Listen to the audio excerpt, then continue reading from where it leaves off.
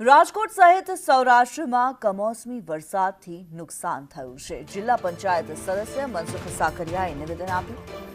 કમોસમી વરસાદથી ખેડૂતોને મોટું નુકસાન થયું છે। જિલ્લા પંચાયત વિરોધ પક્ષ સદસ્યએ કૃષિ મંત્રીને પત્ર લખ્યો। તલ, મગ, બાજરી, અડદ જેવા પાકોને મોટું નુકસાન થયું છે। તાત્કાલિક જિલ્લામાં સર્વે કરી વળતર આપવા માંગ કરવામાં આવી છે।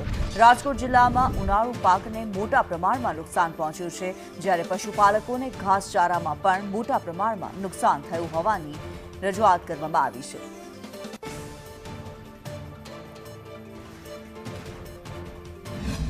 તૈયાર પાકો છે, જેવા કે અત્યારે તલ છે એ પાકવાની તૈયારી છે, મગ છે એ પાકવાની તૈયારી છે, અડદ છે એ પાકવાની તૈયારી છે, જુવાર છે એ પાકવાની તૈયારી છે।